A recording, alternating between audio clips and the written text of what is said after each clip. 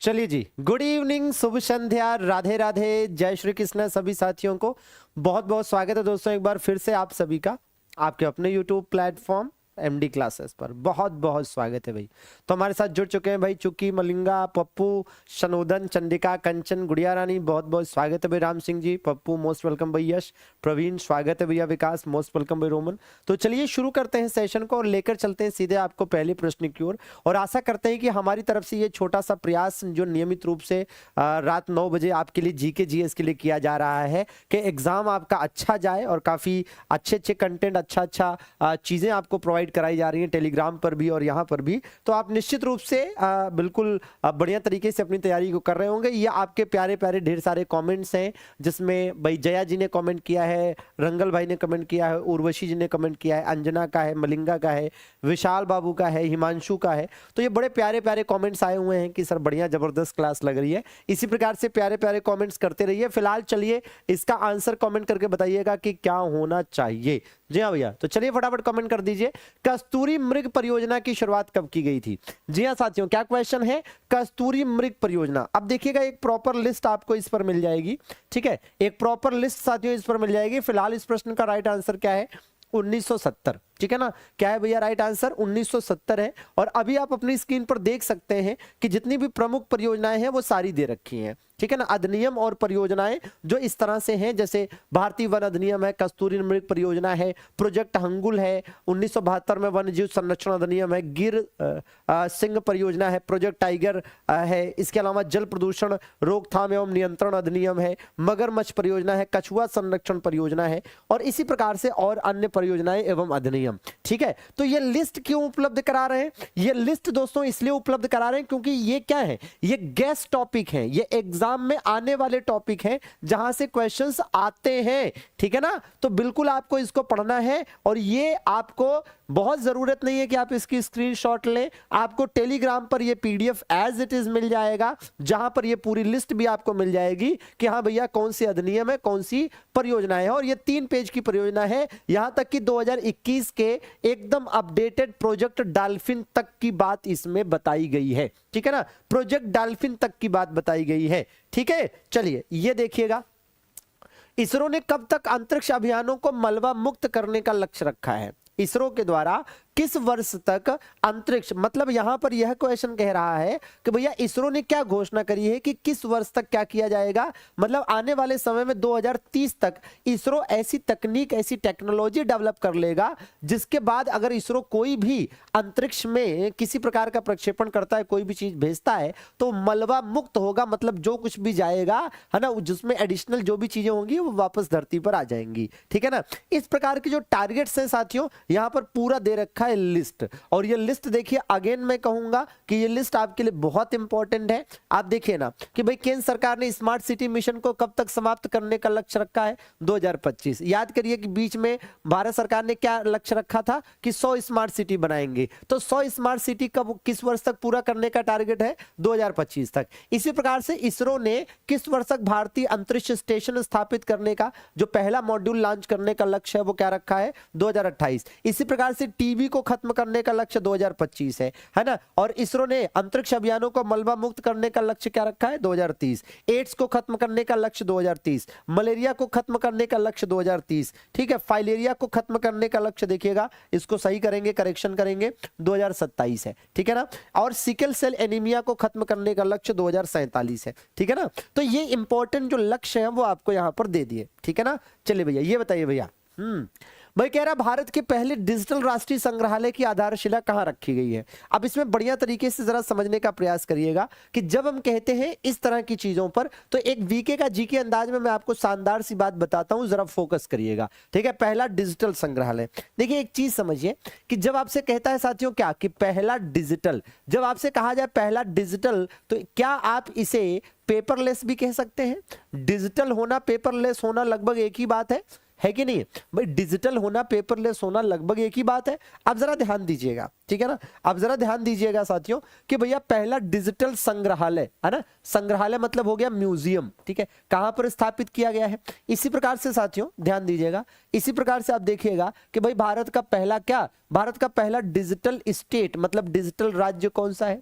इसी प्रकार से ध्यान दीजिएगा कि भाई भारत का पहला जो डिजिटल कोर्ट है वो कहां पर, कोर्ट का मतलब न्यायालय, कहां पर स्थापित की गई है। भारत का पहला पेपरलेस हाई कोर्ट कौन सी है साथियों, भारत का पेपरलेस मंत्रालय, भारत का पहला पेपरलेस मंत्रालय कौन सा है, ठीक है। और इसी प्रकार से भारत का पहला डिजिटल गांव कौन सा है, भारत का पहला डिजिटल गांव कौन सा है। और इसी प्रकार से ध्यान दीजिएगा कि भाई भारत का पहला पेपरलेस बजट कब आया था, पहला पेपरलेस बजट कब आया था भैया, केंद्र सरकार का। और किसी राज्य ने पहला, किस राज्य ने सबसे पहले अपना पेपरलेस बजट पेश किया था, राज्य की अगर हम बात करें तो किस राज्य ने साथियों। और किस राज्य की विधानसभा भारत की पहली पेपरलेस विधानसभा है, किस राज्य की विधानसभा भारत की पहली क्या है साथियों, पेपरलेस विधानसभा है। तो आइए जरा इसको एक एक करके लिख लीजिए, नोट कर लीजिए, ठीक है। तो विधानसभा की बात करेंगे साथियों तो क्या हो जाएगा साथियों, नागालैंड हो जाएगा, क्या हो जाएगा, नागालैंड। संग्रहालय या म्यूजियम की बात करेंगे तो क्या हो जाएगा भैया, हैदराबाद हो जाएगा, क्या दोस्तों, हैदराबाद हो जाएगा।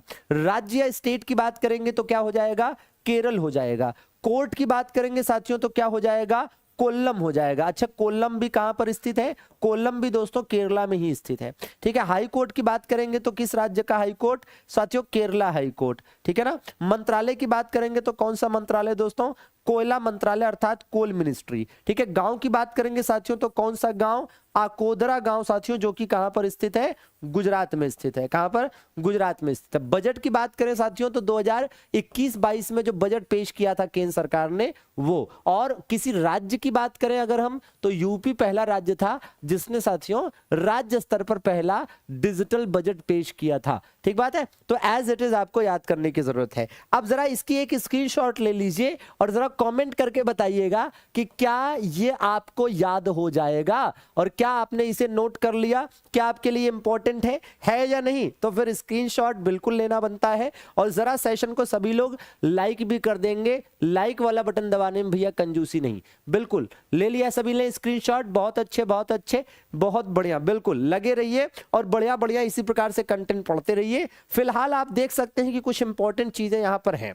और ये जो आपकी स्क्रीन पर दिख रहा है ना, बहुत बढ़िया स्टैटिक जीके है, वो भी करंट की डाटा से रिलेट करता हुआ, करंट के डाटा से रिलेट करता हुआ एकदम इंपॉर्टेंट है। जैसे देश की पहली ग्रीन हाइड्रोजन सेल बस कहां चलाई गई, दिल्ली में। भारत का सबसे बड़ा तैरता सौर ऊर्जा संयंत्र कहां है, तेलंगाना में। उत्तर भारत का सबसे बड़ा तैरता हुआ सोलर प्लांट कहां पर है, चंडीगढ़ में। भारत का पहला चिकित्सा संस्थागत संग्रहालय कहां पर, चंडीगढ़ में। और ये करंट की डाटा से है ना अपडेट करके आपके लिए देखिए स्टैटिक जीके के कितने फैक्ट्स लेकर आया हूं। कुल मिलाकर आप देखेंगे तो 48 फैक्ट्स हैं, ठीक है। जैसे देखिए जो करंट अफेयर्स बीत जाता है वही तो आने वाले समय में स्टैटिक जीके बनता है, ठीक है ना। तो ये स्टैटिक जीके करंट अफेयर्स के डाटा से अपडेट करके बनाया गया। जैसे देखिए देश का पहला संविधान पार्क कहां बना, भारत का पहला टील कार्बन अध्ययन कहां पर बनाया गया, देश की पहली पीएम जनमन कॉलोनी कहां पर बनाई गई, समझ रहे हैं। भारत का पहला मुफ्त एयर एम्बुलेंस सेवा कहां पर शुरू की गई, ठीक है, जो ऋषिकेश उत्तराखंड का एम्स है, ठीक है। इसरो ने भारत का पहला एनालॉग अंतरिक्ष मिशन कहां प्रारंभ किया, लद्दाख के लेह में, ठीक है। तो ये डाटा बहुत इंपॉर्टेंट है। जैसे आप परेशान है ना, आप लगातार इस बात से परेशान है कि सर आरपीएफ में जो जीएस आ रहा है वो बहुत टफ लेवल का आ रहा है, ठीक है, चीजें हो नहीं पा रही हैं। तो भैया इन सारी चीजों को, इन है ना बातों को ध्यान में रखते हुए, उसको मद्देनजर रखते हुए इस तरह के कंटेंट आपको दे रहे हैं। फिर कहूंगा एकदम मैं कुछ कहूंगा नहीं, बस आप चुप पे पढ़ लीजिए, ठीक है, बस चुप पे पढ़ लीजिए बिना किसी को बताए, चुपचाप पढ़ लीजिए और पढ़ के जाइए और पेपर देकर आइए, फिर बताइए कि कितना मजा आता है, ठीक है ना। चलिए ये बताइए, लोकपथ मोबाइल एप्लीकेशन आप जानते हैं कि भैया किसके द्वारा कौन सा एप्लीकेशन जारी किया गया या कहीं ना कहीं पोर्टल जारी किया गया, इस तरह के क्वेश्चंस आते हैं। आपने रिक्वेस्ट भी की थी कि सर ये इंपॉर्टेंट वाले एप्लीकेशन और पोर्टल जो है वो भी करा दीजिए, तो लीजिए करा दिया भैया। और ये मध्य प्रदेश सरकार साथियों और मध्य प्रदेश के मुख्यमंत्री मोहन यादव के द्वारा इसे जारी किया गया है, ठीक है। मध्य प्रदेश के मुख्यमंत्री मोहन यादव के द्वारा इसे जारी किया गया है। और ये रही लिस्ट, फटाफट याद कर डालिए, ठीक है। ये रही लिस्ट जो आपको इसी पीडीएफ में मिल जाएगी, ठीक है ना। ये पीडीएफ आपको हम टेलीग्राम पर दे देंगे, और टेलीग्राम कौन सा है आप जानते हैं कि भैया आपको ज्वाइन करना है विशाल सर एमडी क्लासेस, ठीक है ना। तो ये टेलीग्राम ग्रुप ज्वाइन कर लीजिएगा, और इसी टेलीग्राम ग्रुप पर आपको ये पीडीएफ भेजूंगा, और उसी पीडीएफ में ये सब रहेगा, ठीक है ना। तो ये आप बढ़िया देख सकते हैं, जो इंपॉर्टेंट एप्लीकेशंस एंड प्लेटफॉर्म्स हैं या फिर पोर्टल्स हैं, वो उसकी लिस्ट यहां पर दे रखी है, ठीक है ना। और ये देख सकते हैं तकरीबन 3 पेज का ये है, ठीक है, इंपॉर्टेंट वाले। इसमें से मैक्सिमम आप में से कई सारे लोगों ने याद भी किया होगा, जिन्हें अंततः सफलता चाहिए किसी भी कीमत पर। चलिए ये बताइए भैया, बिल्कुल। अच्छा, एएलपी के जो छात्र हैं, एएलपी के जो छात्र हैं उन्हें भी कहूंगा कि आप 9 बजे वाली ये क्लास या 4 बजे वाली क्लास, दोनों में से कोई भी, देखिए अभी इस चैनल पर जो निःशुल्क क्लासेस यूट्यूब पर मैं पढ़ा रहा हूं, एक 4 बजे पढ़ा रहा हूं, दूसरा 9 बजे। 4 बजे जो पढ़ा रहा हूं उसमें आप स्टैटिक जीके एकदम शुरू से अंत तक आराम से कवर कर सकते हैं, ठीक है ना। शुरू से अंत तक स्टैटिक जीके को कवर कर सकते हैं, 1 बाय 1 डेली कराते चल रहा हूं। उसमें क्या होता है, 4 बजे वाली क्लास में अगर आप जुड़ रहे हैं तो एक बढ़िया नोट्स आपका बन जाएगा स्टैटिक जीके का, ठीक है, लगभग 1.5 से 2 महीनों में खत्म हो जाएगा, ठीक है। और अगर 9 बजे वाली बात करें, 9 बजे वाली क्लास की बात करें, तो इसमें मिक्स क्वेश्चन करा रहा हूं, ठीक है ना। चलिए देखिएगा, ठीक है, 4 बजे डिटेल में, ठीक है, स्टैटिक जीके एक तरह से चल रही है, और रात में 9 बजे आपका भाई मिक्स क्वेश्चन चल रहा है। किसी अर्थव्यवस्था के भुगतान संतुलन खाते का संबंध किससे होता है? किसी देखो भैया, जब हम भुगतान संतुलन की बात करते हैं, किसकी बात करते हैं भाई? जब हम भुगतान संतुलन की बात करते हैं, भुगतान संतुलन की बात तो बाह्य क्षेत्र में होगी, बाह्य क्षेत्र में होगी, एक्सटर्नल सेक्टर में होगी। कैसे?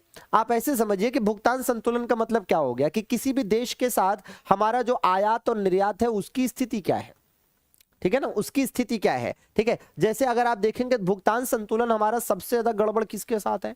सबसे ज्यादा गड़बड़ जो है वो चाइना के साथ है, ठीक है ना।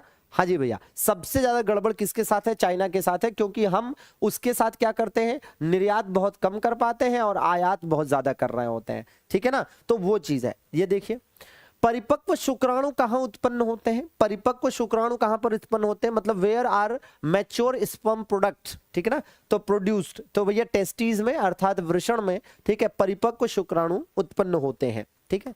पौधों में लचीलेपन के क्या कारण होते हैं? पौधों में लचीलेपन का कारण देखिए, आप देखिए ये दोनों संवहनी ऊतक होते हैं पौधों में। क्या होते हैं ये दोनों भैया संवहनी ऊतक होते हैं, समझ रहे हैं? ये दोनों क्या होते हैं भाई? ये दोनों संवहनी ऊतक होते हैं। अब इसमें देखिए, ज से जाइलम, ज से जल, ज से जाइलम, ज से जल, ठीक है ना। तो इसके द्वारा क्या होता है, जल का संवहन किया जाता है, ठीक है, पौधों के विभिन्न भाग में। और फ से फ्लोएम, फ से फूड, फ से फ्लोएम, फ से फूड, क्लियर बात है, फ से फ्लोएम, फ से फूड। तो बिल्कुल ज से जल, ज से जाइलम, फ से फ्लोएम, फ से फूड। और इस प्रश्न का राइट आंसर क्या है? कोलन काइमा। क्या है भैया?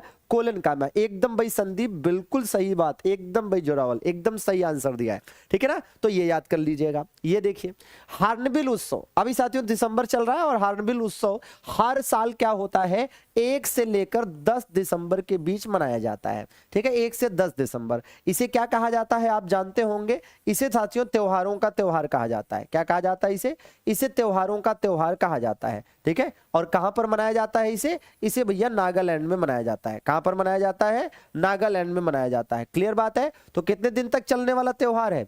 10 दिनों तक चलने वाला त्योहार है, ठीक है। लुईस अम्ल वे यौगिक हैं जो, लुईस अम्ल क्या होता है? लुईस अम्ल क्या होता है? क्या इलेक्ट्रॉन को ग्रहण करता है, इलेक्ट्रॉन का त्याग करता है, इलेक्ट्रॉन के युग्मों को ग्रहण करता है, या इलेक्ट्रॉन के युग्मों का त्याग करता है? तो क्या आंसर होना चाहिए इसका? राइट आंसर होना चाहिए इलेक्ट्रॉन के युग्मों का त्याग करता है, ठीक है ना, इलेक्ट्रॉन के युग्मों का त्याग करता है, ठीक। चलिए भाई, कह रहा है कि कौन सा निम्नलिखित में से सुमेलित नहीं है, और आराम से आप बता लेंगे, ठीक है ना, बिल्कुल बिल्कुल। अब देखिए, अवसर की समानता जो है, अवसर की समानता अनुच्छेद 16 में है, ठीक है। अस्पृश्यता का अंत 16 में है, वो भी ठीक है, सॉरी 17 में। उपाधियों का अंत 18 में है। और संघ बनाने की छूट, ये तो भैया अनुच्छेद 19 में दे रखी है, ठीक है, अनुच्छेद 19 में। जबकि 21 में क्या है भैया? तो यहां पर दोस्तों प्राण व दैहिक स्वतंत्रता है। क्या है यहां पर? प्राण व दैहिक स्वतंत्रता है। तो बिल्कुल याद करने की जरूरत है, प्राण व दैहिक स्वतंत्रता, प्राण व दैहिक स्वतंत्रता। चलिए ये देखिए, राष्ट्रीय आय लेखा प्रणाली का जन्मदाता किसे माना जाता है? राष्ट्रीय आय लेखा प्रणाली का जन्मदाता किसे माना जाता है? तो भैया राष्ट्रीय आय लेखा प्रणाली का जन्मदाता पूछा जा रहा है, राष्ट्रीय आय लेखा प्रणाली का जन्मदाता पूछा जा रहा है, ठीक है ना। अच्छा, तो भैया राइट आंसर क्या है, साइमन कुजनेट्स, ठीक है। और जैसे आप समझिए, याद करिए, राष्ट्रीय आय लेखा प्रणाली का वैश्विक स्तर पर जन्मदाता माना जा रहा है। अगर आपसे कहा जाता है कि भारत में पहली बार दो चीजें क्या, अगर आपसे कहे भारत में पहली बार राष्ट्रीय आय का आकलन किसने किया था, राष्ट्रीय आय का आकलन किसने किया था, या फिर प्रति व्यक्ति आय का आकलन किसने किया था, प्रति व्यक्ति आय का आकलन किसने किया था, ठीक है ना। या आपसे क्या कहा जाए कि गरीबी का आकलन, क्या भैया, गरीबी का आकलन किसने किया था, ठीक है, गरीबी का, है ना, गरीबी का आकलन। तो इनमें से किसी के भी आकलन की बात करें कि भैया इसमें से किसी के भी, ठीक है, का आकलन किसने किया, तो आपको याद होगा कि ये करने का काम किया था किसने भैया, दादा भाई नेहरू ने। किसने दोस्तों, दादा भाई नेहरू ने। तो एज इट इज आपको याद करने की जरूरत है कि भैया भारत में पहली बार राष्ट्रीय आय, प्रति व्यक्ति आय और गरीबी का आकलन किसके द्वारा किया गया था, तो ये भैया किया गया था किसके द्वारा, दादा भाई नेहरू जी के द्वारा। किसके द्वारा, दादा भाई नेहरू जी के द्वारा, ठीक है ना। तो एज इट इज आपको याद करने की जरूरत है, दादा भाई नेहरू जी के द्वारा। ठीक, क्लियर बात है। तो एज इट इज आपके दिमाग में ये चीजें होनी चाहिए, ठीक है भैया, बिल्कुल। चलिए आगे बढ़ा जाए। उसके पहले आपको बता दें कि पीसी महालनोबिस को क्या माना जाता है, इनको साथियों भारत में सांख्यिकी का जनक माना जाता है। इनको क्या माना जाता है, इनको साथियों भारत में सांख्यिकी का जनक माना जाता है। क्या माना जाता है इनको, इनको भारत में सांख्यिकी का जनक माना जाता है, ठीक है। और यही नहीं, इनके जन्म दिवस को हर साल 29 जून को राष्ट्रीय सांख्यिकी दिवस भी मनाया जाता है। क्या मनाया जाता है भैया, राष्ट्रीय सांख्यिकी दिवस भी दोस्तों मनाया जाता है, राष्ट्रीय सांख्यिकी दिवस। अच्छा, एक बात और है, विश्व सांख्यिकी दिवस कब मनाया जाता है भैया, विश्व सांख्यिकी दिवस कब मनाया जाता है, तो विश्व सांख्यिकी दिवस मनाया जाता है कब, 20 अक्टूबर को। कब मनाया जाता है विश्व सांख्यिकी दिवस, 20 अक्टूबर को मनाया जाता है। और पीसी महालनोबिस, याद करिए कि पीसी महालनोबिस का ही मॉडल था जिस पर आधारित थी दूसरी पंचवर्षीय योजना। तो जो सेकंड 5 ईयर प्लान था वो इन्हीं के मॉडल पर आधारित था। और यही नहीं, पीसी महालनोबिस के द्वारा ही भारतीय सांख्यिकी संस्थान की स्थापना की गई है। कहां पर, जो भारतीय सांख्यिकी संस्थान इन्होंने स्थापित किया, ठीक है, की स्थापना इन्होंने कहां पर की है, तो भैया कलकत्ता में। कहां पर की है, तो इनके द्वारा इसकी स्थापना कहां की गई है, कलकत्ता में की गई है। तो पीसी महालनोबिस कई चीजों के लिए जाने जाते हैं कि भारतीय सांख्यिकी संस्थान कलकत्ता में स्थापित किया, इनके मॉडल पर सेकंड 5 ईयर प्लान आया, इन्हें भारत में सांख्यिकी का जनक कहते हैं। 29 जून को इनके जन्म दिवस को सांख्यिकी दिवस के रूप में मनाया जाता है। क्लियर बात है। चलिए अगले प्रश्न की तरफ चलेंगे और थोड़ा कोशिश करिए कि ये तथ्य जो कि बहुत एग्जाम के टाइम पर बिल्कुल एग्जाम ओरिएंटेड कराया जा रहा है, आपके दिमाग में ये सारी चीजें बैठी होनी चाहिए, ठीक है ना। चलिए भैया ये बताइए भैया, हाँ हाँ बहुत बढ़िया गाना गा रहे हो तुम, टुकुर टुकुर ऐसे काहे देखा ताड़ा, है ना।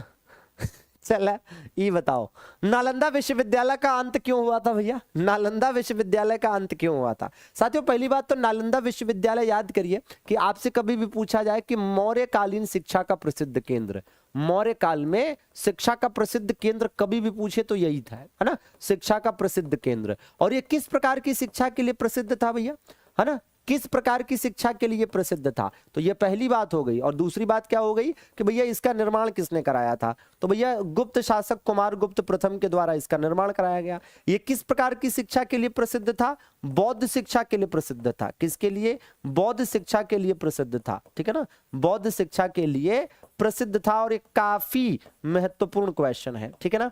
आप जानते हैं कि भैया यहां पढ़ने आने वाला पहला चीनी यात्री, है ना, यहां पढ़ने आया पहला चीनी यात्री कौन था, यहां पढ़ने आया पहला चीनी यात्री कौन था, यहां पढ़ने आया पहला चीनी यात्री कौन था, तो भैया ये वेन सांग था जो यहां पर पढ़ने के उद्देश्य से भारत आया था, ठीक है ना। फिर आगे चलकर इसे ध्वस्त किसने किया, तो आगे चलकर साथियों इसे ध्वस्त करने का काम किया किसने, बख्तियार खिलजी ने। किसने दोस्तों, बख्तियार खिलजी ने इसे ध्वस्त करने का काम किया, ठीक है। तो ये याद करने की जरूरत है। तो ये तथ्य आपके दिमाग में होने चाहिए, ये तथ्य आपके दिमाग में होने चाहिए, ठीक है। ये एक तरफ से, तो आप चाहें तो इसकी स्क्रीनशॉट ले लीजिए या जो भी कर लीजिए, या एज इट इज PDF आपको टेलीग्राम पर दे देंगे और आपको नोट कर लेना है, ठीक है ना।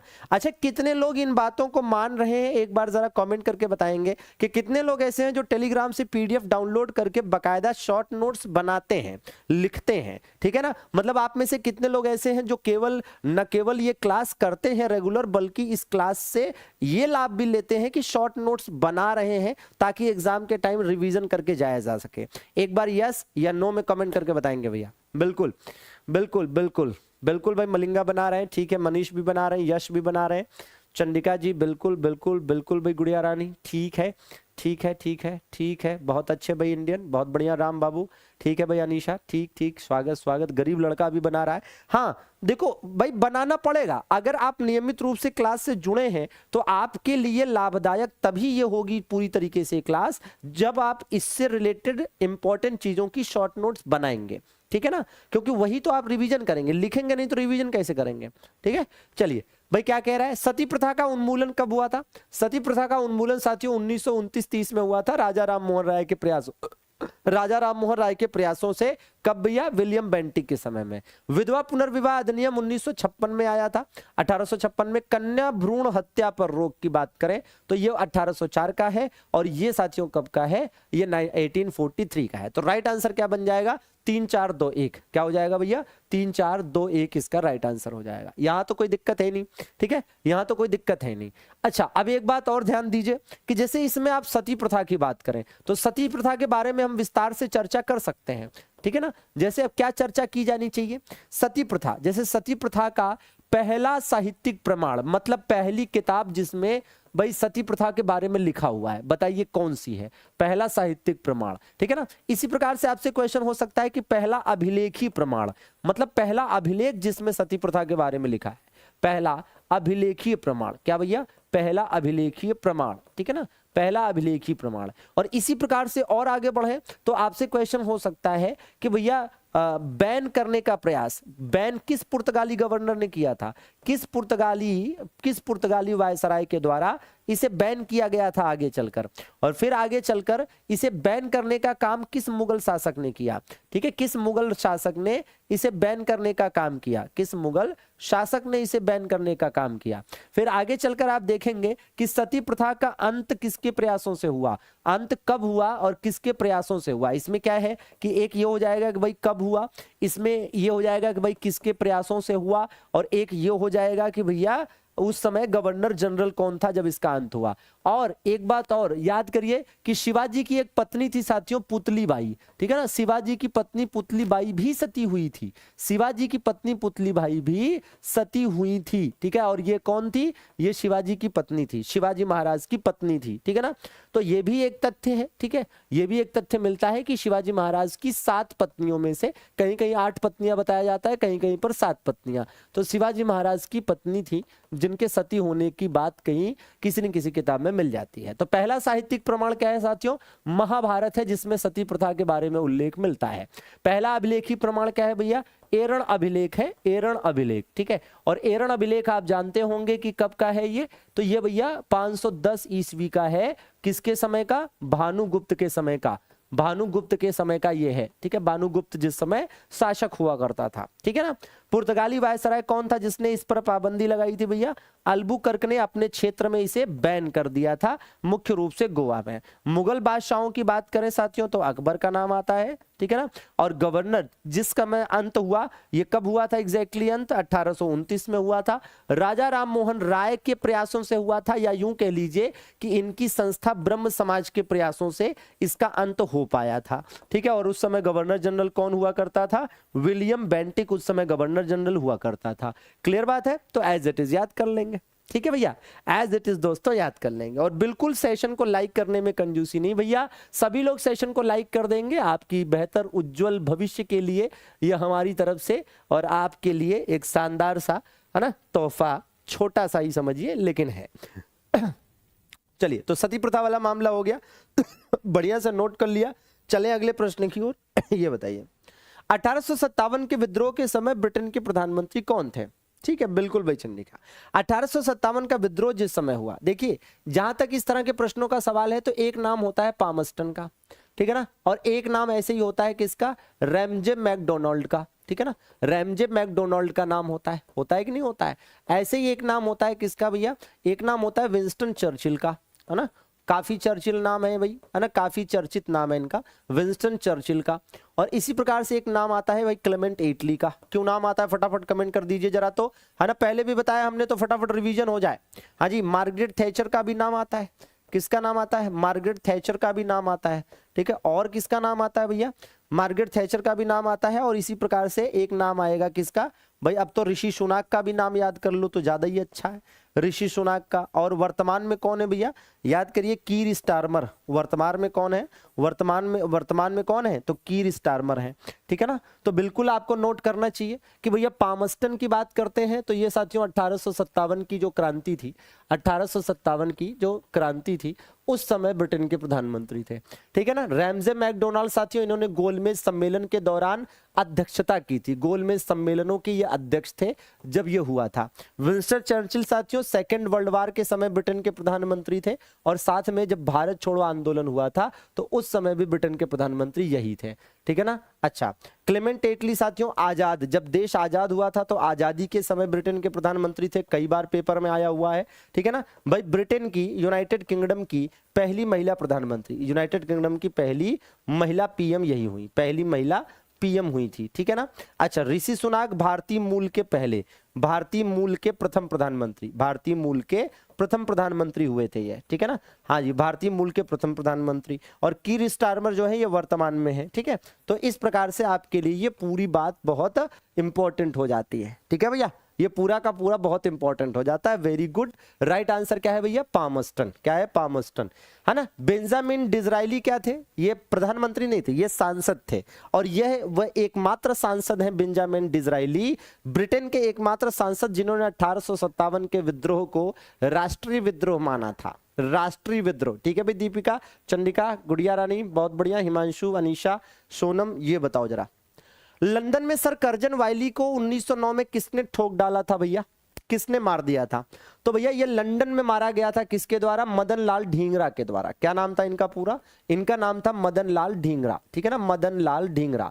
अच्छा, लंदन में और क्या हुआ था, याद करिए, लंदन में ही 1940 में, ठीक है, कहां पर भैया, लंदन में ही 1940 में कैक्सटन हॉल में, कहां पर, कैक्सटन हॉल में गोली मारी गई थी, किसको, कैक्सटन हॉल में किसको गोली मारी गई थी, कैक्सटन हॉल में साथियों जनरल डायर को गोली मारी गई थी, किसको, जनरल डायर को गोली मारी गई थी, किसके द्वारा भाई, किसके द्वारा, उधम सिंह के द्वारा, ठीक है ना, किसके द्वारा, उधम सिंह के द्वारा। तो ये भी साथियों लंदन में ही हुई घटना है, ठीक है, उधम सिंह ने गोली मारी थी। चलिए ये बताइएगा, बिल्कुल भाई, चोल शासकों का प्रतीक चिन्ह क्या था, है ना। देखिए याद करिए कि जब आप इस तरीके से मैप बनाते हैं तो होता क्या है कि यहां पर साथियों चेर हुआ करते थे, यहां पर पांड्य हुआ करते थे, और यहां पर चोल हुआ करते थे। तो ये किसका क्षेत्र था, ये चोलों का क्षेत्र था, ये पांड्यों का क्षेत्र था, ठीक है ना, और ये किसका था, ये चेरों का क्षेत्र था, किसका भैया, चेरों का क्षेत्र था, ठीक है ना।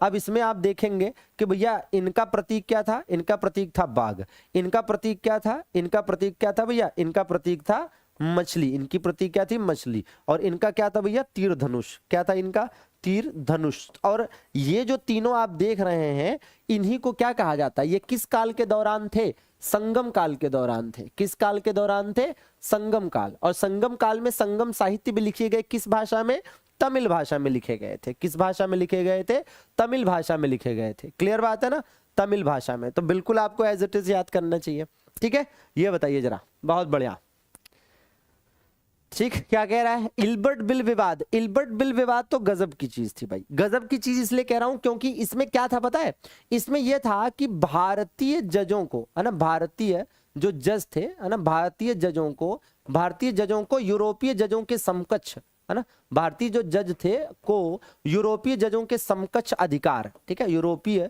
जजों के समकक्ष अधिकार देने की बात, जजों के समकक्ष। एक्चुअली में क्या मामला था मैं आपको बताऊं, ठीक है ना। अब इसमें यह था कि जो भारतीय लोग थे, जो भारतीय जज थे, ऐसे समझिए कि जो भारतीय जज थे उन्हें यूरोपियों के मुकदमे सुनने का अधिकार नहीं था।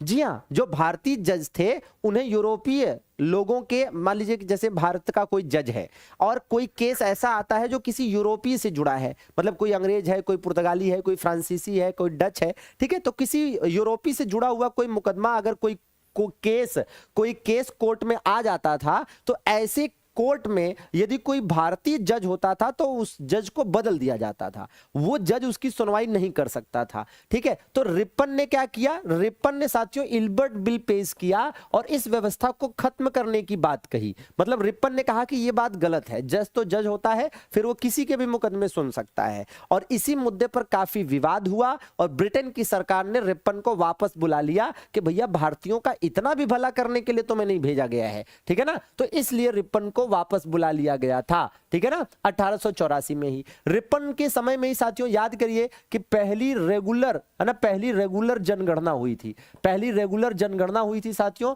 रिपन के समय में ही। याद करिए कि पहला कंपनी एक्ट आया था, मतलब पहला कारखाना अधिनियम आया था साथियों, पहला कारखाना अधिनियम या पहला कंपनी एक्ट आया था साथियों। और रिपन के समय में ही याद करिए कि वर्नाकुलर प्रेस एक्ट को रद्द कर दिया गया था, वर्नाकुलर प्रेस एक्ट रद्द कर दिया गया था। वर्नाकुलर प्रेस एक्ट क्या कर दिया गया था दोस्तों, रद्द कर दिया गया था। कब की बात है, यह रद्द किया गया 1882 में। ऐसे कई सारे अच्छे काम होने की वजह से रिपन साथियों भारत का सबसे लोकप्रिय वायसराय माना जाता है, सबसे लोकप्रिय वायसराय। जी हां, सबसे अलोकप्रिय कौन हुआ, सबसे अलोकप्रिय साथियों कर्जन हुआ, सबसे अलोकप्रिय कर्जन हुआ साथियों। रिपन को भारत का उद्धारक कहा था नाइटिंगेल ने, है ना, किसने, फ्लोरेंस नाइटिंगेल ने इन्हें भारत का साथियों उद्धारक कहा था, ठीक है, भारत का उद्धारक कहा था। इसके अलावा इन्हें साथियों स्थानीय स्वशासन का जनक भी माना जाता है, क्योंकि इससे संबंधित इन्होंने कई सुधार किए थे। स्थानीय स्वशासन का जनक, स्थानीय स्वशासन का जनक। और स्थानीय स्वशासन का जनक इसलिए भी कहते हैं क्योंकि स्थानीय स्वशासन से संबंधित एक ऐसा प्रस्ताव इन्होंने 1882 में पास किया था जिसे स्थानीय स्वशासन का मैग्ना कार्टा कहते हैं।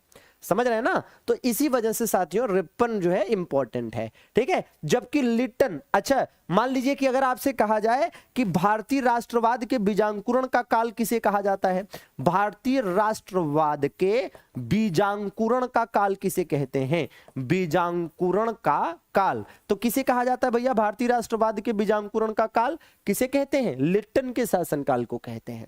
जी हां, क्यों, क्योंकि लिटन के समय में ऐसी ऐसी चीजें हुई कि भारत के युवाओं में राष्ट्रवादी भावनाएं बहुत तेजी से बढ़ी। समझ रहे हैं, खैर चलिए, लिटन के समय में ही वर्नाकुलर प्रेस एक्ट भी आया था, ठीक है भाई। दीपिका ये बताइएगा भाई निर्मल भाई, महात्मा गांधी ने अहमदाबाद में पहली बार, है ना, भूख हड़ताल करी थी, ठीक है। गांधी जी की ये पहली भूख हड़ताल थी जो उन्होंने 1918 में की थी अहमदाबाद मिल मजदूरों के समर्थन में, कॉटन टेक्सटाइल मिल के जो मजदूर थे दोस्तों, ठीक है ना। ये बताइए भैया, ठीक है ना भाई, क्या कह रहा है, कौन सा अनुच्छेद भारतीय संसद को संविधान में संशोधन की शक्ति देता है। भाई याद करिए, भारतीय संविधान में कुल अभी तक कितने संशोधन हो चुके हैं, 106 संशोधन हो चुके हैं। 368 के तहत संशोधन होता है भारतीय संविधान के भाग 20 में इसका उल्लेख किया गया है। साउथ अफ्रीका के संविधान से संशोधन की प्रक्रिया को अपनाया गया है। भारतीय संविधान के किस भाग को भारत का अधिकार पत्र कहते हैं, भारत का अधिकार पत्र साथियों यह कहा जाता है भाग 3 को। क्यों, क्योंकि भाग 3 में साथियों मौलिक अधिकार है, इसीलिए इसको अधिकार पत्र या मैग्ना कार्टा कहा जाता है, ठीक है। ध्यान दीजिएगा कि इसे भारतीय संविधान का मैग्ना कार्टा कहते हैं।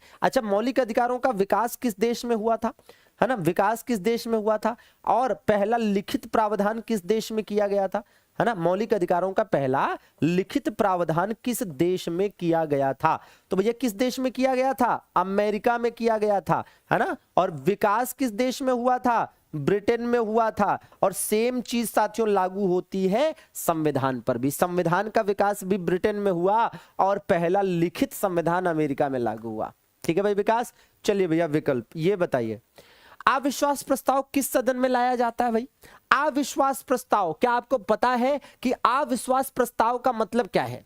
देखिए, लोकसभा में जिस व्यक्ति का बहुमत साबित होता है वही सरकार बनाता है। जैसे मोदी जी अगर प्रधानमंत्री हैं तो इसका मतलब लोकसभा में वो अपने आप का बहुमत साबित करके आए होंगे, ठीक है ना।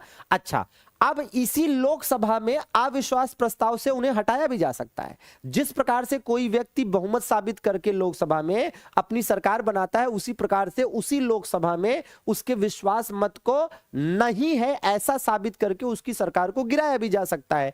भारत में ऐसा पहली बार वर्ष 1963 में हुआ जब जेबी कृपलानी अविश्वास प्रस्ताव लाए थे। ठीक है ना, जेबी कृपलानी नेहरू जी के खिलाफ अविश्वास प्रस्ताव लाए थे, नेहरू के खिलाफ अविश्वास प्रस्ताव लाए थे। मतलब भारत के इतिहास का पहला अविश्वास प्रस्ताव 1963 में नेहरू जी के खिलाफ जेबी कृपलानी के द्वारा लाया गया।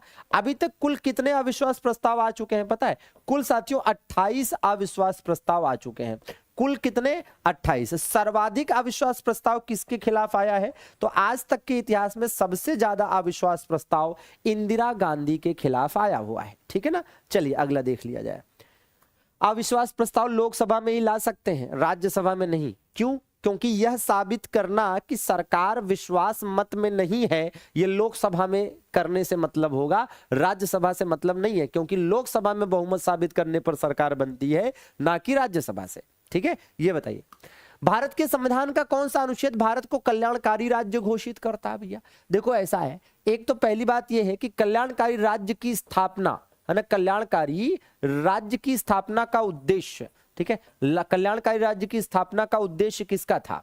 है ना, कल्याणकारी राज्य की स्थापना का उद्देश्य किसका था? तो याद रखिएगा, संविधान निर्माताओं का। कई बार क्वेश्चन आता है कि संविधान निर्माता किस प्रकार के राज्य की स्थापना करना चाहते थे, है ना, संविधान निर्माता किस प्रकार के राज्य की स्थापना करना चाहते थे? तो कल्याणकारी राज्य, है ना। और ये जो कल्याणकारी राज्य की अवधारणा है, यह अवधारणा मिलती कहां है? की अवधारणा कहां मिलती है? की अवधारणा निहित है। तो की अवधारणा कहां निहित है भैया? तो ये निहित है दोस्तों डीपीएसपी में। कहां पर? डीपीएसपी में। ठीक है, और डीपीएसपी में भी एग्जैक्टली कहां पर? आर्टिकल 39 में। ठीक है, मतलब कल्याणकारी राज्य की अवधारणा कहां निहित है? राज्य के नीति निदेशक तत्व में, और नीति निदेशक तत्व में भी कहां पर? आर्टिकल 39 में। कल्याणकारी राज्य होता क्या है? एक बार क्वेश्चन पूछा गया था, पीसीएस के पेपर में पूछा था कि कल्याणकारी राज्य क्या होता है, तो आंसर क्या था पता है? ऐसी व्यवस्था जहां पर अधिक से अधिक लोगों के कल्याण का ध्यान दिया जाए, अधिक से अधिक का कल्याण। ठीक है ना, उसे कहते हैं, मतलब ऐसा देश जहां का सिस्टम ऐसा हो, जहां की व्यवस्था ऐसी हो जो इस बात पर फोकस करती हो कि व्यक्ति विशेष का नहीं बल्कि ज्यादा से ज्यादा लोगों का सार्वजनिक हित हो सके। ठीक है ना, चलिए आगे देखा जाए। बिल्कुल, सेशन को लाइक करना तो बनता है भाई। क्यों भाई? विकास मनीष मलिंगा, गरीब लड़का भी क्लास में है। चलो भैया, बेटा अपने आप को कभी गरीब मत समझना। ठीक है, गरीब वो है जो अपने आप को गरीब मानता है। बाकी यहां हर कोई अमीर है, क्योंकि अमीरी किस बात से तौली जाती है? पैसों से नहीं। अमीरी या गरीबी पैसों से नहीं तौली जाती। वास्तव में अमीरी और गरीबी इस बात से तौली जाती है कि आप मानवता के, इंसानियत के कितने धनी हैं, आप कितने बुद्धिमान हैं, आप कितने चरित्रवान हैं, आप कितने दयालु हैं, आप कितने अच्छे हैं। ठीक है, आप कितने पढ़े लिखे हैं, शिक्षित हैं, इस बात से तौली जाती है। ठीक है, ना कि पैसों से। ठीक है, और पैसों से अगर गरीबी और अमीरी तौलोगे तो फिर, है ना, आपको दुनिया के 99% लोग गरीब ही मिलेंगे, जबकि वास्तव में 99 नहीं, वो जो 1% लोग गरीब है, जिनके पास पैसा ज्यादा है ना, जिनको आपको लगता है कि धन के आधार पर, वास्तव में गरीब वो हैं। खैर, स्पेन के वर्तमान प्रधानमंत्री कौन है जिन्होंने हाल ही में भारत का दौरा किया है भैया? तो पेड्रो सांचेज। ठीक है, देखिए अब स्पेन की बात करें, जैसे ये यूरोप का मैप आप अपनी स्क्रीन पर देख पा रहे हैं, इसमें आप देखेंगे तो ये है साथियों स्पेन। ये क्या है? ये है स्पेन। ठीक है ना, ये क्या है? ये स्पेन है दोस्तों। ठीक है, और ये किस पर स्थित है? ये आइबेरिया के प्रायद्वीप पर स्थित है, पहली बात। ठीक है ना, कौन से प्रायद्वीप पर स्थित है? तो आइबेरिया के प्रायद्वीप पर, आइबेरिया के प्रायद्वीप पर स्थित है स्पेन। ठीक है, आइबेरिया के प्रायद्वीप पर स्थित देश है स्पेन। आइबेरिया के प्रायद्वीप पर दो ही देश हैं, एक तो स्पेन है और दूसरा पुर्तगाल है। ठीक है ना, इस स्पेन की राजधानी क्या है? इस स्पेन की साथियों राजधानी है मैड्रिड। क्या है भैया इसकी राजधानी? मैड्रिड है। ठीक है ना, क्या है? मैड्रिड है, बिल्कुल याद करना है। इसके बगल में क्या है? यहाँ पर पुर्तगाल है। ठीक है, पुर्तगाल की राजधानी क्या है? लिस्बन है। क्या है भैया? लिस्बन है। क्लियर है? तो ये भी दिमाग में रखिएगा। ठीक है, ये बताइए। बहुत अच्छा है। हाँ, पैसे के बिना कुछ नहीं होता। अच्छा, ये तो अच्छी बात है। हमने कहाँ कुछ कहा, हम तो ये कह रहे हैं देखो पैसे के बिना कुछ नहीं होता, ऐसा नहीं कह सकते। पैसों से, पैसों से दिमाग खरीद सकते हो, पैसों से चरित्र खरीद सकते हो, पैसों से ईमानदारी खरीद सकते हो। हाँ, पैसों से नहीं खरीदी जा सकती कुछ चीजें। पैसा बहुत कुछ है लेकिन सब कुछ नहीं। ठीक है, मानते हैं कि पैसे की जरूरत पड़ती है बहुत जगहों पर, लेकिन हर जगह नहीं। चलिए, तो टेबल टेनिस को भैया ओलंपिक में कब शामिल किया गया था? तो टेबल टेनिस को साथियों वर्ष 1988 में शामिल किया गया था। ठीक है, वर्ष 1988 में। अच्छा, याद करिए हॉकी को कब शामिल किया गया था? बताइए भैया, हॉकी को कब शामिल किया गया था ओलंपिक में? ठीक है, और ये क्या लिखा हुआ है कि 2024 में, जो अभी हाल ही में ओलंपिक हुआ है पेरिस में। ठीक है ना? हाँ जी, हाल ही में, है ना? मलिंगा बेटा, तुम कह रहे हो ना पैसे से खरीदा जा सकता है सब कुछ। चलो तुम हमको खरीद के दिखाओ, हमको खरीद के दिखाओ। खरीद पाओगे? बताओ, दिखाओ दिखाओ खरीद के। तुम सब कुछ खरीद सकते हो ना, खरीद के दिखाओ। ये बात बोलने वाला दिमाग से पैदल होता है। अगर कोई ये कह रहा है कि पैसे से सब कुछ खरीदा जा सकता है तो वो दिमाग से पैदल है, इसका मतलब वो अपने लिए दिमाग ही नहीं खरीद पाया। पहले तो उसे अपने लिए दिमाग खरीदना चाहिए। आए, कितना पैसा लेंगे? बिकेंगे ही नहीं तो पैसा कहां से लेंगे? चलिए, फिलहाल 2024 में ये जो ओलंपिक हुआ, 2024 में जो ओलंपिक हुआ उसमें ये 3 खेल शामिल किए गए। ठीक है ना? हाँ, ये 3 खेल शामिल किए, skateboarding, sport climbing, surfing. ठीक है ना? हाँ जी भैया। और हॉकी को कब शामिल किया गया था? 2028, सॉरी 2028 नहीं, 1928 भाई। ठीक है, कब शामिल किया गया था? 1928 में। याद करिए, एम्स्टर्डम ओलंपिक। आपको बताया था कि पहली बार 1928 में हॉकी को ओलंपिक में शामिल किया गया था और भारत ने पहली बार में ही जीत लिया था। ठीक है ना? हाँ, ठीक। चलिए आगे देख लिया जाए। निम्नलिखित में से किसने माउंट आबू पर जैन मंदिरों का निर्माण कराया था? माउंट आबू साथियों कहां पर स्थित है? माउंट आबू राजस्थान में स्थित है। माउंट आबू कहां पर स्थित है? राजस्थान में स्थित है। ठीक है ना? और इसका निर्माण कराया गया था विमल शाह के द्वारा। अच्छा, विमल शाह कौन है भैया? विमल शाह कौन था? तो याद रखिएगा, सोलंकी शासक। ठीक है, सोलंकी। कहां के सोलंकी? गुजरात के सोलंकी शासक। ठीक है ना? गुजरात के सोलंकी राजा। ठीक है, भीमदेव प्रथम, भीमदेव प्रथम का मंत्री था। ठीक है, और याद करिए ये वही भीमदेव प्रथम है, ये वही भीमदेव प्रथम है जिन्होंने सोमनाथ मंदिर का निर्माण कराया था। ठीक है, सोमनाथ मंदिर का निर्माण कराया, सोमनाथ मंदिर का निर्माण कराया था। और ये वही सोमनाथ मंदिर है जिस पर महमूद गजनवी का आक्रमण हुआ था। किसका? महमूद गजनवी का आक्रमण हुआ था। महमूद गजनवी का आक्रमण हुआ था। और महमूद गजनवी का आक्रमण कब हुआ था? महमूद गजनवी का आक्रमण हुआ था 1025 ईस्वी में, और उस समय यहां का राजा यही था। ठीक है ना? चलिए भैया आगे देख लिया जाए। भारतीय रिजर्व बैंक द्वारा संपत्ति समायोजन सुविधा किस वर्ष शुरू की गई थी? संपत्ति समायोजन सुविधा। ठीक है ना? ठीक, आइए, तो राइट आंसर क्या है? वर्ष 1998।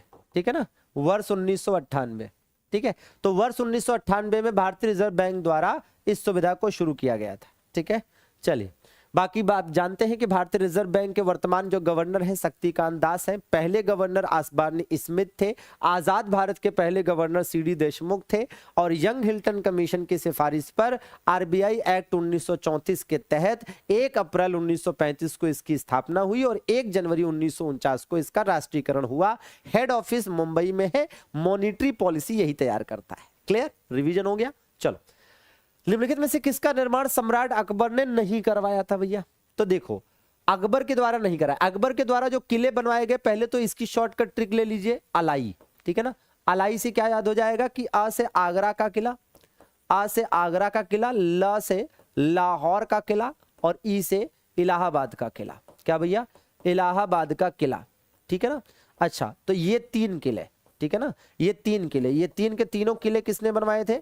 अकबर ने बनवाए थे, ठीक है। अब इसमें आप देखिए जो दिल्ली की जामा मस्जिद है ये किसने बनवाई थी? ये भैया शाहजहां ने बनवाई थी। किसने बनवाई थी? शाहजहां ने बनवाई थी, ठीक है। अब याद करिए कि जामा मस्जिद वाला क्वेश्चन तो आपसे गलत नहीं होना चाहिए था, क्योंकि भाई जामा मस्जिद की अगर हम बात करें तो हमने आपको बता रखा है कई बार कि देखो भैया, जामा मस्जिद की बात करोगे आप तो आगरा की जामा मस्जिद किसी और ने बनवाई, संभल की जामा मस्जिद किसी और ने बनवाई, भाई दिल्ली की जामा मस्जिद किसी और ने बनवाई, है ना, दिल्ली की जामा मस्जिद किसी और ने, लाहौर की जामा मस्जिद किसी और ने बनवाई, ठीक है ना, जौनपुर की जामा मस्जिद किसी और ने बनवाई, कहाँ की? जौनपुर की किसी और ने बनवाई, बदायूं की जामा मस्जिद किसी और ने बनवाई। क्लियर बात है? तो एज इट इज याद करने की जरूरत है। भाई आगरा की जामा मस्जिद किसके द्वारा बनवाई गई थी? जहां आरा के द्वारा। किसके द्वारा? जहां आरा के द्वारा। संभल वाली किसने बनवाई थी? बाबर ने बनवाई थी। दिल्ली वाली किसने बनवाई थी? शाहजहां ने बनवाई थी, ठीक है। लाहौर वाली किसने बनवाई थी? जहांगीर ने। हालांकि ये जामी मस्जिद थी ना कि जामा मस्जिद। और इसको किसने बनवाया था भैया? हुसैन शाह सरकी ने, हुसैन शाह सरकी ने। और ये वाली किसने बनवाई थी? इल्तुतमिश ने। तो बताइए याद रहेगा पक्का? अभी तक नहीं लिखा हो इसके पहले कभी तो आज लिख लो, ठीक है ना। चलिए भैया, बारात भी आ गई, डीजे बज रहा है, तो बस फिर क्या, डीजे वाले बाबू मेरा गाना लगा दे, गाना लगा दे, है ना, बस यही वाला गाना बजवा लो, डांस कर लो थोड़ी देर और उसके बाद पढ़ो, ठीक है ना। मौज मस्ती भी जरूरी है लेकिन पढ़ाई के साथ, और मौज मस्ती थोड़ी बहुत, पढ़ाई ज्यादा, ठीक है। हाँ, चलो ये बताओ, अकबर द्वारा बनाई गई कौन सी इमारत का नक्शा बौद्ध विहार जैसा था? बौद्ध विहार जैसा नक्शा, पंचमहल का। किसका? पंचमहल का नक्शा, ठीक है। और पंचमहल कहां पर था? फतेहपुर सीकरी। कहां पर? फतेहपुर सीकरी। क्लियर बात है? फतेहपुर सीकरी जरूर दिमाग में रखिएगा, ठीक है। वैसे होने को तो ये है ना, ये भी फतेहपुर सीकरी में ही था, ठीक है। हाँ जी, जोधाबाई का महल भी और बुलंद दरवाजा भी। तो फतेहपुर सीकरी 1571 में अकबर ने बसाया और इसे अपनी राजधानी भी बनाई। पित्रादुरा क्या है भैया? तो पित्रादुरा, पित्रादुरा का मतलब क्या होता है? और पित्रादुरा के बारे में कहते हैं कि पहला प्रयोग इसका किसमें हुआ? इसका जो पहला प्रयोग किया गया था वो एतमाद उद दौला के मकबरे में किया गया। किसमें किया गया? एतमाद उद दौला का मकबरा, ठीक है ना, जो बना इसी में इसका पहली बार प्रयोग हुआ। और एतमाद उद दौला का मकबरा आगरा में बनवाया गया था। किसके द्वारा भैया? नूरजहां के द्वारा बनवाया गया था। किसके द्वारा? नूरजहां के द्वारा बनवाया गया था। तो राइट आंसर क्या है इसका? कीमती पत्थरों से दीवारों पर फूल पत्तों का अलंकरण, ठीक है ना। अच्छा, ज्यादातर लोगों ने ए बता दिया, नहीं, बी भी नहीं, डी इसका राइट आंसर होगा, ठीक है ना। हाँ जी, तो बिल्कुल एज इट इज याद करना है, कीमती पत्थरों से दीवारों पर फूल पत्तों का अलंकरण करना और जो हीरे जवाहरात हैं उनसे भी सजाना, इसी को पित्रादुरा शैली कहा जाता था, ठीक है भैया। चलिए, सेशन को लाइक करने में कंजूसी गलत बात है। चलिए ये बताइए भैया, क्या कह रहे हैं भैया? भाई कह रहा रेलवे बोर्ड, रेलवे बोर्ड का गठन कब हुआ था भैया? रेलवे बोर्ड का गठन याद करिए जरा। रेलवे बोर्ड का गठन 1905 में किया गया था। क्यों? क्योंकि भाई 1905 में भारतीय रेलवे बोर्ड अधिनियम आया था। भारतीय रेलवे बोर्ड अधिनियम कब आया था? तो भारतीय रेलवे बोर्ड अधिनियम 1905 में ही आया था, ठीक है ना। तो बिल्कुल याद करिएगा, सतीश कुमार, ठीक है भैया। जया वर्मा सिन्हा क्या है? पहली महिला अध्यक्ष, ठीक है ना। तो कभी भी आपसे कहे कि पहली महिला अध्यक्ष तो आप यही बताएंगे, पहली महिला अध्यक्ष कहे तो यही बताएंगे। क्लियर है? चलिए बताइए, कौन सा मिलान सही नहीं है? कौन सा मिलान सही नहीं है? तो भैया देखिए, बाज बहादुर कहाँ का शासक था? सुल्तान मुजफ्फर शाह कहाँ का था? यूसुफ आदिल शाह कहाँ का था? कुतुब शाह कहाँ का था? तो भैया इसमें जब आप मिलान करने जाएंगे तो आप देखेंगे कि यूसुफ आदिल शाह तो बीजापुर का सुल्तान था, है ना। याद करिए, बीजापुर का सुल्तान था भाई। और ये यूसुफ आदिल शाह ही था को गोवा के युद्ध में किसने हराया था? को गोवा के युद्ध में किसने हराया था? तो को गोवा के युद्ध में 1510 में किसने हराया था? पुर्तगाली वायसराय, ठीक है, याद करिए, पुर्तगाली वायसराय अल्बुकर्क ने हराया था। पुर्तगाली वायसराय अल्बुकर्क ने हराया था, ठीक है ना। किसने हराया था? अल्बुकर्क, अल्बुकर्क ने हराया। अल्बुकर्क ने हराकर गोवा जीत लिया, ठीक है ना। अल्बुकर्क ने हराकर गोवा जीता था, ठीक है ना, गोवा जीत लिया था, ठीक है ना। तो बिल्कुल इंपॉर्टेंट है, और यहीं से गोवा पर पुर्तगालियों का कब्जा हो गया था, ठीक है। तो ये इंपॉर्टेंट है।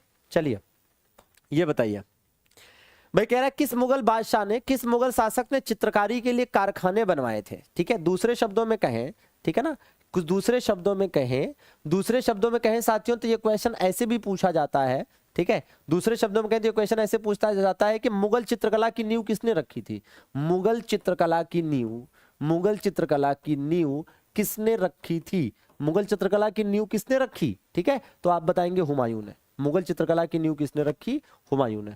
ठीक है, एज इट इज याद करना है। और बाकी आप जानते हैं मुगल चित्रकला का स्वर्णकाल किसको कहते हैं? जहांगीर के शासनकाल को कहते हैं। सबको पता है कि मुगल चित्रकला का स्वर्णकाल जहांगीर के शासनकाल को कहा जाता है ना। अगला ग्रीष्मकालीन ओलंपिक कहाँ होगा? देखो हमने आपको बताया था कि कौन कौन से ओलंपिक आपको याद करने हैं। ठीक है, पहला ओलंपिक जो कि एथेंस में हुआ था 1896 में, वो भी याद करना है। पेरिस में जो ओलंपिक हुआ था 1900 ईस्वी में, वो भी याद करना है। 1928 का एम्स्टर्डम वाला भी याद करना है। ऐसे सारे ही बताए थे। फिलहाल आपको पता है कि 2028 में कहाँ होगा? लॉस एंजल्स में होगा। फिर 2032 में कहाँ पर होगा? 2032 में साथियों ब्रिस्बेन में होगा, ऑस्ट्रेलिया में। ठीक है ना, हाँ जी बिल्कुल।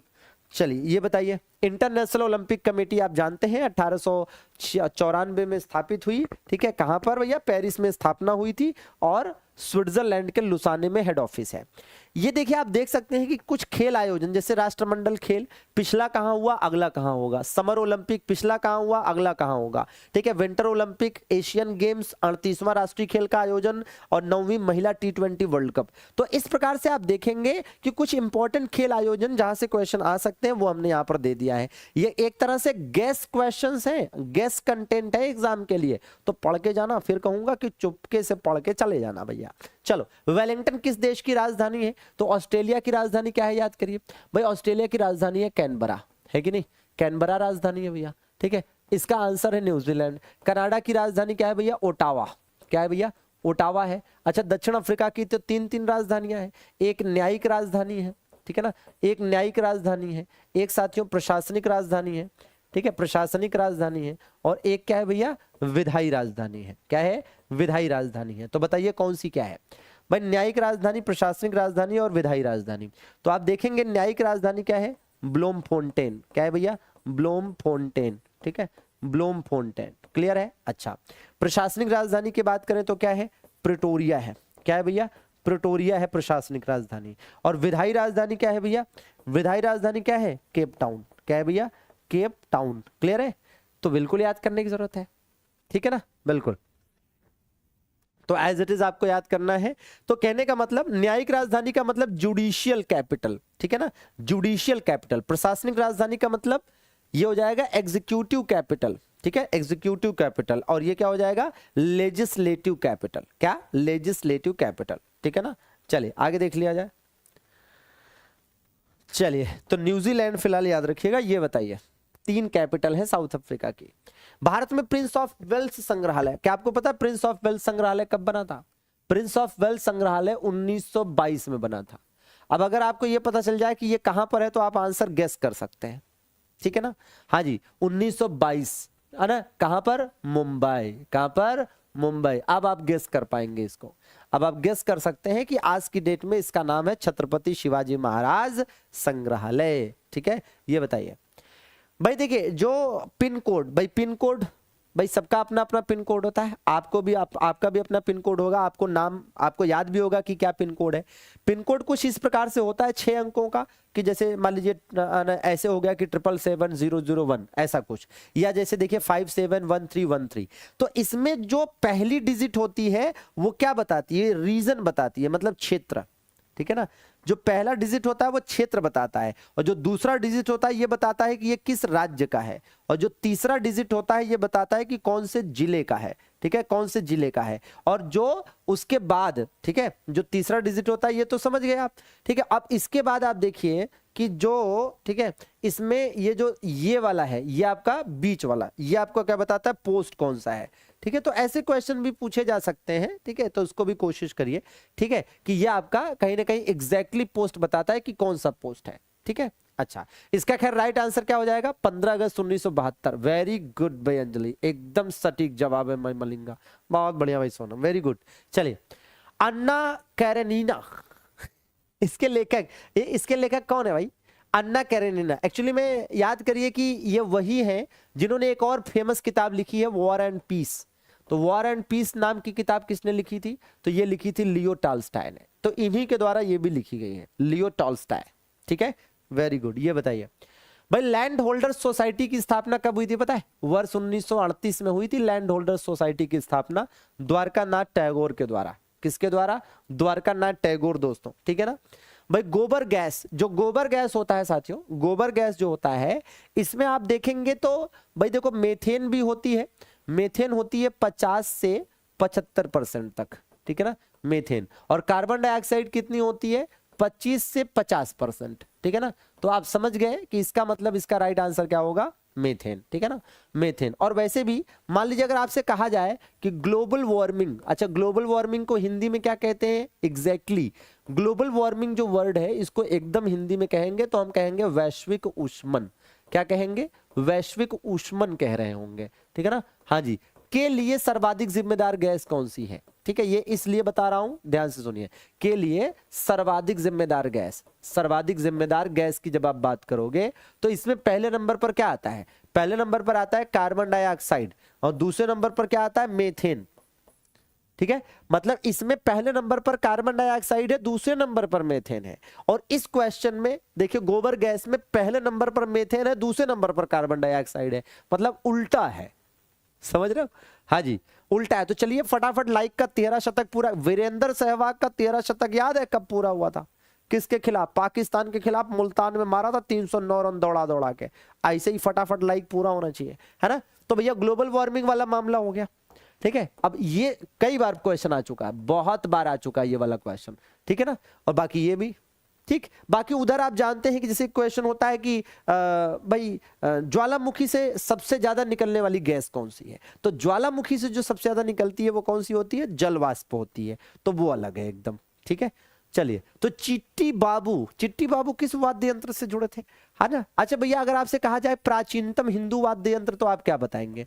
प्राचीनतम हिंदू वाद्य यंत्र, ठीक है, प्राचीनतम हिंदू वाद्य यंत्र, ठीक है। तो प्राचीनतम हिंदू वाद्य यंत्र की बात करें तो यह है वीणा।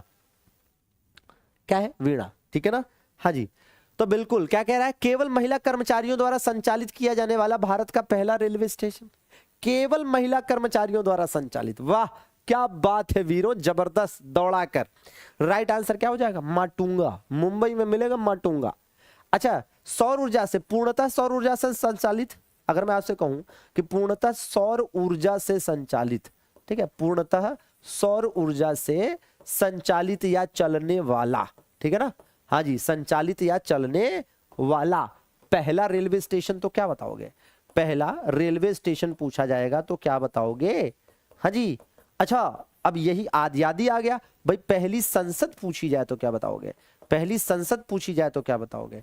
अच्छा, पहली है ना, पहला है ना इंटरनेशनल एयरपोर्ट पूछा जाए तो क्या बताओगे? पहला इंटरनेशनल एयरपोर्ट। और पहला गांव, ठीक है, पहला गांव पूछा जाए 24x7 तब क्या बताओगे? है ना। चलिए भैया, है ना, आंसर लिखिए। पहला रेलवे स्टेशन पूछे गुवाहाटी, गुवाहाटी रेलवे स्टेशन भैया, ठीक है, असम में है। पहली संसद कहाँ की? पाकिस्तान की, जी हाँ, मजलिस सूरा। और पहला international airport Kochi international airport. कौन सा भाई? कोच्चि इंटरनेशनल एयरपोर्ट, ठीक है। और पहला गांव कौन सा? मोढेरा गांव, मोढेरा गांव। मोढेरा गांव कहां पड़ता है? गुजरात में पड़ता है, ठीक है। और सौर ऊर्जा की बात हो रही है, याद करिए कि भारत में पहली सोलर सिटी के तौर पर किसे विकसित किया गया है? भारत में पहली सोलर सिटी के तौर पर किसे विकसित किया गया है? सांची को। और सांची कहां पर स्थित है? मध्य प्रदेश। उत्तर प्रदेश की पहली सोलर सिटी कौन सी है? अयोध्या, ठीक है ना। हाँ, वो अयोध्या, अयोध्या उत्तर प्रदेश की पहली सोलर सिटी के तौर पर विकसित हो रही है। चलिए ये बताइए। हाँ जी भैया, बताएंगे भाई। युवी, मनीष, विकास, रीना, सोया। अरे वाह, सोया लिखा है ना, पक्का? अच्छा ठीक है। चलो, कृष्णराज सागर बांध कहां पर है भैया? कृष्णराज सागर बांध साथियों कावेरी नदी पर है। किस नदी पर है? कावेरी नदी पर है। अच्छा, याद करिए कि कावेरी नदी के लिए हमने एक ट्रिक बताई थी आपको कि अभिहेमा, ठीक है, अभिहेमा कावेरी की बनी। ये ट्रिक बताई थी कि नहीं बताई थी? अभिहेमा कावेरी की बनी, बताई थी कि नहीं बताई थी ये ट्रिक? ठीक है, तो इस ट्रिक से आप कर लेंगे बड़े आराम से। देखिए कि भैया यहां से तो एक तो ये क्लियर हो ही जाता है। अब देखिए आ से क्या हो जाता है? अर्कावती। क्या हो जाता है? अर्कावती, ठीक है ना। हाँ जी भैया, और इसी से हो जाता है अमरावती। ये दोनों नदी का नाम है, अमरावती, अर्कावती। और भी से क्या हो जाता है? भिवानी। क्या हो जाता है? भिवानी हो जाता है। क्या हो जाता है भाई? भिवानी हो जाता है, और हेमा से क्या हो जाता है, हेमवती, क्या हो जाता है, हेमवती, और की बनी से क्या हो जाता है, काबिनी, क्या हो जाता है, काबिनी। अब देखिए कितनी परफेक्ट ट्रिक है, ये क्या है, ये सब सहायक नदियां हैं, ये सब क्या है भैया, ये सब सहायक नदियां हैं, किसकी, कावेरी की सहायक नदियां हैं, ठीक है, कावेरी की सहायक नदियां भैया, पक्का याद रहेगा। चलिए अगला प्रश्न देखा जाए फिर, है कि नहीं, बताइए 400 मीटर दौड़ में एशियाई खेलों में पहला स्वर्ण पदक किसने जीता था, 400 मीटर दौड़ में एशियन गेम्स में, भैया ये 1970 की बात है, और ये एशियन गेम्स कहां पर हुआ था, बैंकॉक में हुआ था, कहां पर, बैंकॉक में हुआ था, और ये कौन था भैया, कमलजीत संधू, ठीक है ना। हाँ, ओलंपिक के फाइनल में, ओलंपिक के फाइनल में, ओलंपिक के फाइनल में जीता नहीं था इन्होंने, ओलंपिक के फाइनल में पहुंचने वाली, ओलंपिक के फाइनल में, ओलंपिक के फाइनल में पहुंचने वाली पहली भारतीय महिला, पहुंचने वाली पहली भारतीय महिला, पहली भारतीय महिला, तो वो यही थी, ठीक है ना, ये भी याद करिए। और आज की डेट में अगर आप देखेंगे तो पीटी उषा जो है इंटरनेशनल ओलंपिक कमेटी जो है, इंटरनेशनल नहीं, भारतीय ओलंपिक संघ जो है, इंडियन ओलंपिक कमेटी, भारतीय ओलंपिक संघ की अध्यक्ष है, भारतीय ओलंपिक संघ की क्या है, ये अध्यक्ष हैं, और भारतीय ओलंपिक संघ की पहली महिला अध्यक्ष है, भारतीय ओलंपिक संघ की पहली महिला अध्यक्ष है, ये भी इंपॉर्टेंट है, भारतीय ओलंपिक संघ की पहली महिला अध्यक्ष, ठीक है। निम्नलिखित में से कौन सा लोक नृत्य जम्मू और कश्मीर से संबंधित है, गिद्दा पंजाब से संबंधित है, आप जानते हैं, कोली महाराष्ट्र से संबंधित है, छऊ जो है ये पूर्वी भारत से संबंधित है, और पूर्वी भारत में भी कहां कहां से संबंधित है, तो पूर्वी भारत में भी आप देखेंगे तो भैया झारखंड है, वेस्ट बंगाल है, और उड़ीसा है, ठीक है। तो राइट आंसर क्या है इसका, दोमहल, है ना। जम्मू कश्मीर में एक और काफी फेमस है, कौन सा, रऊफ, ठीक है, रऊफ, ठीक है, रऊफ काफी फेमस है, रऊफ, ठीक है ना, ये भी याद रखिएगा। कौन से प्रसिद्ध सूफी संत को चिराग दिल्ली कहते हैं भाई, चिराग, अरे वाह, 300वां लाइक पूरा होने में मात्र 1 लाइक, 299 पे मामला टिका है, ये 1 रन कौन बनाएगा भाई, शेख नसीरुद्दीन महमूद, शेख नसीरुद्दीन महमूद, ठीक है ना।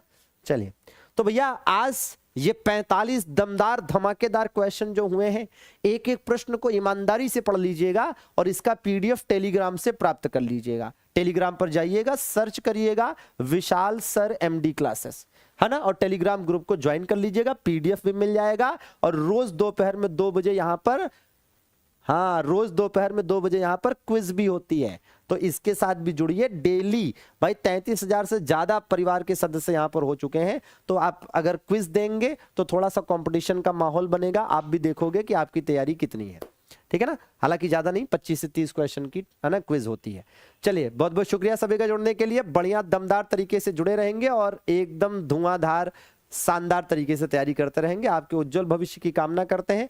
कमेंट करके जरूर बताइएगा कि आपको सेशन कैसा लगा, और कौन कौन से टॉपिक आप आगे पढ़ना चाहते हैं। तो जो भी टॉपिक आपकी पढ़ने की इच्छा हो बिल्कुल कमेंट करके बता दीजिएगा, उन पर मैं क्वेश्चन ले आऊंगा। बाकी मैं अपनी तरफ से बढ़िया बढ़िया क्वेश्चन तो लाऊंगा ही। बहुत बहुत शुक्रिया, धन्यवाद, आभार, गुड नाइट, शुभ रात्रि।